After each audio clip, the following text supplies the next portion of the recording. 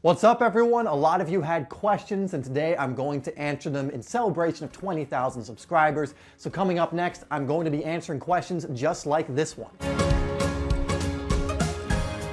Hey guys, what's up? It's Dave from SimplySoccer, where we're helping you to improve your game and stand out on the pitch. And on this channel, we release daily soccer tips, technique, and training videos to help you do that. So if you haven't already, hit that subscribe button and hit that bell icon so you don't miss any new videos or live streams that we do. We recently hit 20,000 subscribers on the channel, and guys, it's blowing my mind the amount of support that we're getting, and I want to just really quickly say thank you and just express my gratitude and appreciation for all the support you guys are giving the channel. I truly hope that the videos are helping you, and I truly hope that they're helping you become better players and better people and better person.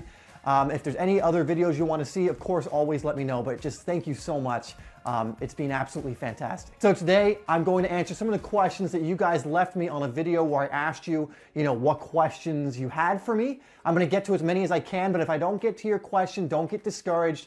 We can do more Q&As like this in the future if you want, so let me know in the comments if you want me to do more Q&As. Quick Click TV asks, how to get in the zone or flow state? Now, this is a really good question because, as you know, when you're in flow, things just feel better, you get more work done, you get more done, you do things more effectively, time just kind of zooms by and you don't even realize it. I mean, if you ever gone out and kicked a ball around or played with your friends, played soccer with your friends, and then came back home and realized 3 hours had passed and you went, wow, how did that happen?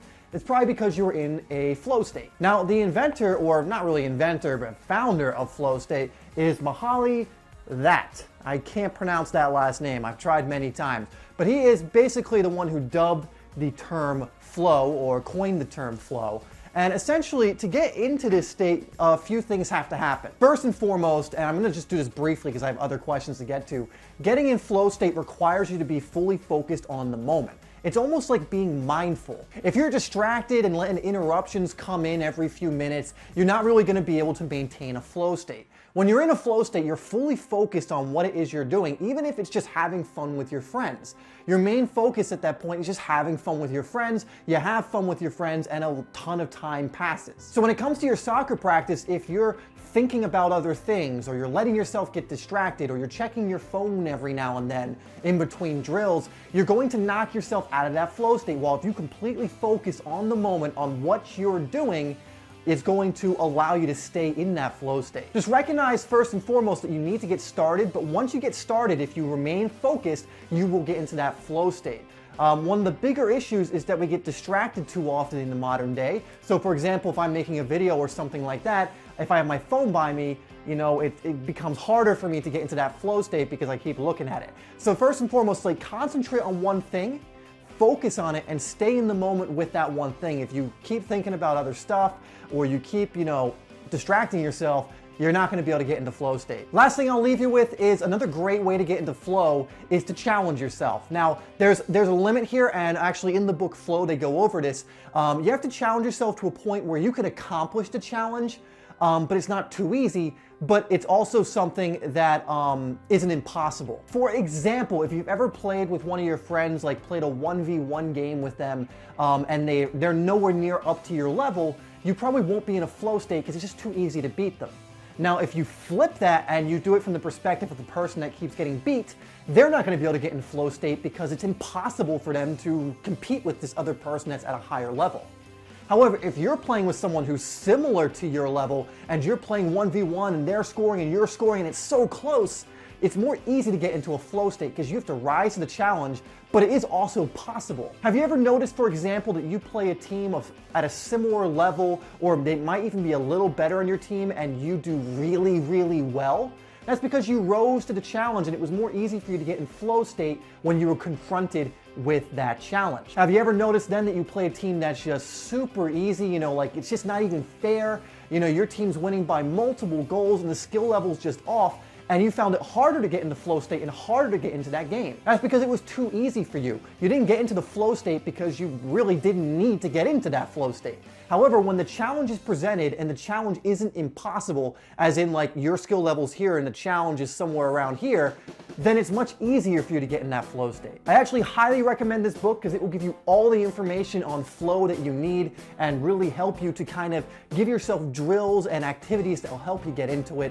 I can link this book down in the description if any of you want to check it out. Okay, that was a lot of time on the first question, so we're going to get through these other ones. Next question. So from Dream Chasers United, it says, so as you know, I'm an aspiring pro player. I've had 8 to 10 tryouts since January and I've done great, but ever since I was young, I was told, you know, you're good but very small. Question, do you think I should go to Mexico and give it a try there? Honestly, man, I can't really say whether or not, you know, you should go to Mexico, you should go to Europe, you should go to South America. But the thing is, man, follow where your path takes you. You know, if you're trying to become a pro, leave no stone unturned. I don't know exactly what your plans are, if you're just going to randomly turn up in Mexico and hope to get a trial. But if a team down there offers you a trial and your heart is set on it and it feels like the right thing, go for it. But ultimately, I can't make that decision for you. However, man, just keep working hard, keep chasing your dream. And with the hard work and with the belief, you never know what can happen. Next question from Soccer Skills Rex. If you can change something in your past, what would it be? I'd change so much in my past if I could. I mean, it's no good to look back in retrospect and feel bad for myself now, but I'll explain a few things that I would change that hopefully can help some of you younger guys. First and foremost, I would have worked a lot harder. If I can go back to my 12, 13, 14, whatever year old self and give them any advice, I would tell them, look, dude, work hard, stay consistent, leave no stone unturned. Because when I was in that mentality, I was told my whole life that you're a great player and you're super talented and all this, and I was able to play very well, but I didn't work as hard as I wish I had, and it may have put me in a much different place when I got older. I really now believe that talent isn't even that much of a thing, and that the hard-working player will always beat the talented player who doesn't work hard. So the main thing I would go back and tell myself is, dude, work hard, practice more, be more deliberate. I mean, there's a lot I would tell them. Before you younger guys, even if you're seen as talented, keep working as hard as you can, because if you're not careful, some person who's less talented will work harder than you and take your place in the team or move beyond you. So work as hard as you can, and that's what I would tell myself if I could go back and, talk to a younger version of myself. Next question from MXL10HD. I got cut. What do I do? Simple answer, man. Work as hard as you can to get better. Getting cut sucks. It's never fun to go to a trial and not make the team or get cut from a team you're already on. But the worst thing you can do is feel sorry for yourself. The best thing you can do is rise to the challenge. If you know this story, Michael Jordan, who is a very famous basketball player, seen as the best of all time, was cut from his high school team and then worked his ass off and became arguably the best player to ever live who's played basketball. So just because you get cut, it doesn't mean it's the end. Use it to fuel you and prove the people who cut you wrong. Use it to become better. Don't use it to feel sorry for yourself. Use it to become the best possible player you can be. And again, the Michael Jordan analogy is a good one because he got cut from a high school team, yet went on to be one of the best ever. Next question from Spino2000. Do you think you should take a lot of risks in football? So obviously you have to be smart about this. You can't, yes, I do, but I think you need to be smart about this because I don't want to players to think I'm telling them to be risky all the time. Now, I think if you're an attacking player, you need to take risks at certain points. You can't be a safe player all the time. You won't stand out that way. In certain positions that's good, like a center defensive mid. If he just does his job the whole match, the coach will be happy. But if you're a striker not taking risks, if you're a winger not taking risks, if you're an attacking midfield player not taking risks, there's something wrong there because shooting's always a risk. Taking someone one-on-one is always a risk. Doing that audacious thing is always a risk, but the best players in the world are the ones that take risks. Messi always takes a risk when he tries to beat someone one-on-one, but he does it anyway. Same with Ronaldo, same with Hazard. High risk, high reward type stuff, guys. And even when you're an attacking player, it's not always high risk. But always think about that. If you are a player who takes risks a lot, if those risks succeed and they lead to good situations, you're gonna get the rewards. So yeah, I do believe you should. I just think there's certain areas you should not be taking risks in, like the defensive third. But But if you're an attacking player, definitely start taking some risks. You're going to need to if you want to be that player who's having impact in their games. Next question by, I think it's Jaffa Johansson, says, what type of music do you listen to before a game or training? So I don't actually listen to much music, but I do listen to like motivational talks or encouragement or things like that. So I have a playlist on my phone that I'll listen to that kind of goes over, you know, overcoming fear. It kind of goes over working hard and all these other kind of areas that I really like to kind of brush up on. So I'll kind of motivate myself in that way before games. I never really was one that would use music. I know for a lot of people, music motivates them and gets them pumped up for the game. If that's what does it for you, keep doing it. But for me, listening to like motivational talks or things of that nature really gets me pumped up for games or practices. Onside Metal 744 asks, what is your favorite song? All right, it's the perfect question to answer after I said I don't listen to much music. I really don't, but one of my favorite songs is Amongst the Waves by Pearl Jam. You may not know what it is, but I really like that song. Another song I really like is The Pretender by the Foo Fighters. And there's a lot of other songs I like, but those are like two that have been some of my favorites for a long time. Next question is by Miko, and he asks, as the game progresses, players get tired, which leads to worse decisions. Do you think working on stamina can help players with decisions in the late parts of the game? Yes, and this is actually why fitness plays a big part in soccer, because if you're at the 70th, 80th, or even 90th minute and you aren't the fittest player and it's affecting you, it's going to cause you to make poor decisions, because as your body gets tired, your mind also starts to get tired as well. You know, you start to kind of half-ass a few things. Maybe you don't track back in the opposition scores, or maybe you won't do something that you would normally do. That's why if you can get yourself in shape, or you can, you need to get yourself in shape to the point where you can play the full match as close to 100%, because then you can go as hard as you did in the first minute in the 90th minute. So it is very important, and yes, it can definitely affect the way you play. So definitely try and get yourself to a point where you can play as hard as you can for the whole match. And it's going to be difficult. It takes a really good level of fitness, but it's definitely worth it. Okay, Jazzy Wickberg asks, how come you don't go to the gym? Do you think bodyweight training is better than weightlifting? I do go to the gym. I don't know if I ever suggested I don't, but no, I go to the gym. I do lift weights. And I think maybe you may have heard, I don't recommend weightlifting for certain ages.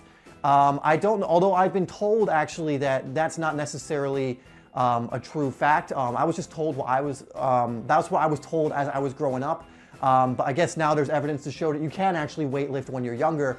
But no, I do go to the gym. I do lift weights. At the moment, I'm doing foundation training to kind of help me with my injuries. And then I'm going to go into more maximal strength training, which is, you know, to get a little bigger, put on some weight and get stronger. But yeah, no, I definitely do go to the gym. I go usually 5 times a week to do either some cardio work or weight work. Next question is Lux243. Who do you think is the most well-rounded player in La Liga? I don't watch La Liga that much, but obviously I know a lot of the players, so I guess I'll pick a player from either Barcelona or Real Madrid. One player I really like, who I don't think gets enough plaudits, is Luka Modric. I think he's an incredibly well-rounded player. He's great defensively. He keeps possession of the ball. He's got skill. He can score goals. He can assist. I think he's one of the most well-rounded players in La Liga. I'm sure there are other players too. I mean, there are plenty of Barcelona players, Real Madrid players, probably Atletico players, Sevilla players that are very well-rounded, but Luka Modric is always someone who impresses me. And when he's able to stay fit, I think he's honestly one of the most important components in Real Madrid's team. Gooey Penguin asks, do you have any siblings? Yeah, I actually have a brother and a sister, both younger. My brother is 8 and my sister is 22. Mika Charles asks, what country are you from? I'm actually originally from England. I was born in Cambridge. Both my parents are also, actually my dad's from Scotland, from a place called Dumfries. My mom is from London in a place called, or from a place called Croydon. The only person in my family that's actually American is my younger brother. He was born over here in America, but pretty much everyone else in my family is either from Scotland or England. The Game Lane asks, why did you start to make tutorial drill videos on soccer? What inspired you to make this channel? I think just my love for soccer honestly inspired me to create the channel. I like to teach as well. And I just liked everything involving soccer. I also like creating videos. I used to when I was younger, just kind of fun videos when I was a kid. I didn't really have the best production value or videography skills, but I enjoyed the process. So I kind of just took two passions of mine and put them together. Obviously soccer was the bigger passion, and it just kind of went from there, and I just kept doing it. I kept liking it. I kept getting good feedback, and I just started enjoying it more and more. So I continued to keep doing it. And the thing that's great about it is the longer I've been doing it, the more I've learned from doing it, and I've been able to kind of show players what I already know and what I've been learning and make them into videos, which have been very helpful for many players. So, you know, it just kind of started out from that. There wasn't like a special moment where I decided to do it. I just kind of made a decision because I loved football and I loved to create videos as well. Zeus40341 asks, what are your goals for the channel?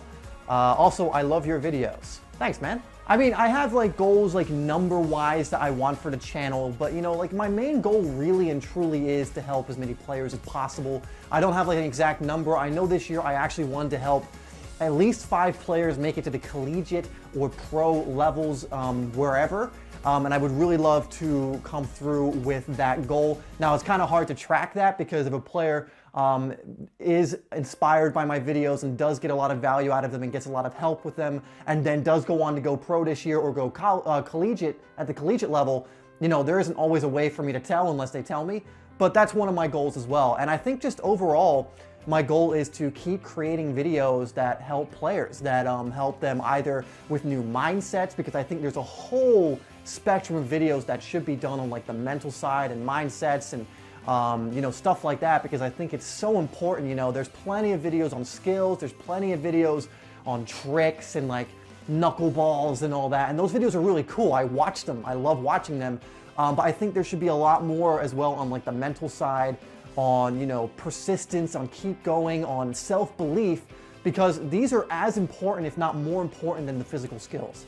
So, you know, my goal for the channel really is to help players kind of realize their own potential and to also just help them get to that next level, whatever it is. You know, we get all types of players, whether beginners or players already at the high school, college level, who, whatever level it is, I want to, you know, in some way, impact them in a positive way to get better. Okay, Noah Muyadi, I hope I'm pronouncing that right, says, best advice you ever received. That's a tough one, man. Best advice I've ever received, I'd have to say is kind of just keep going. You know, I think it becomes very easy when things get tough, you know, when someone brings you down, to kind of give up or to think of something like, oh, that's stupid, I shouldn't do it. You know, when you're pursuing your dreams and things you're ambitious about and what you love, which I think everyone should do, there's going to be many people along the way that say you can't do it. There's going to be many people along the way that say you shouldn't do it. There are going to be many people along the way who just tell you that you're an idiot or you're stupid or for doing this or whatever it is. And I think the best advice I've ever received, whether it's from a person individually or whether it's just from motivational videos or from speakers, is to keep going, is to have persistence and to always follow what you love, what your passions are, and your dreams, because ultimately you have one life to live.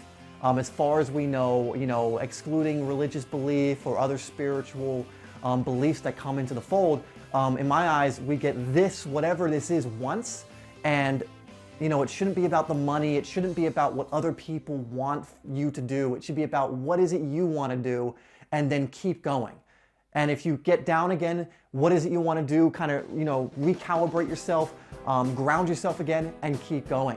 And I even had a moment recently where I was kind of veering off track, and I just had to remind myself, no, go back after your passions. What is it you love, and keep going. So like probably the best piece of advice I ever got is persistence and keep going. If it's something you love, if it's something you're passionate about, there will be people who try and knock you off course, but just keep going. So whatever it is, and this is true for me, and it's true for you as well. So anyone who's gotten to this point, if you love something, if you really want to keep doing it, if it's something that, you know, makes you happy, keep going, keep doing it, no matter what or who tries to get in your way. All right, that was a really like kind of emotional ending there. Sorry about that, but guys, I hope you enjoyed this Q&A video. Let me know if you want me to do more Q&A videos. I'm definitely up for doing more of these. I know a lot of you have more questions. I know I didn't get to all of the questions in the comments. There's actually some questions I wrote down that I wasn't able to get to just because of the length of this video. So let me know if you want more. I will definitely do more.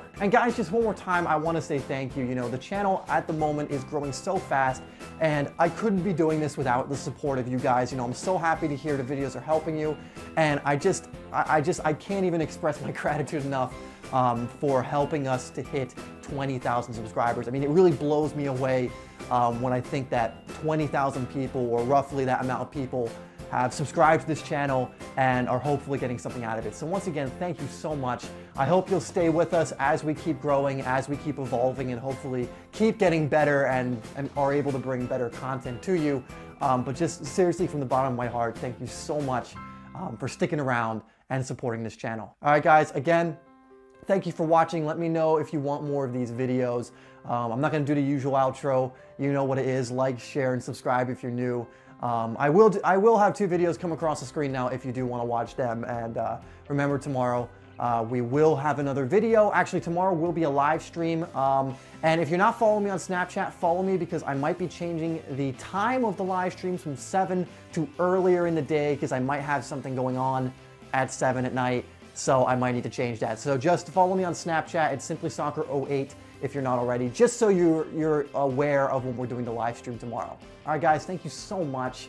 I'm not gonna keep saying it, but just, you know, I can't even think of the words. Thank you so much for your support, and I'll see you on the next video.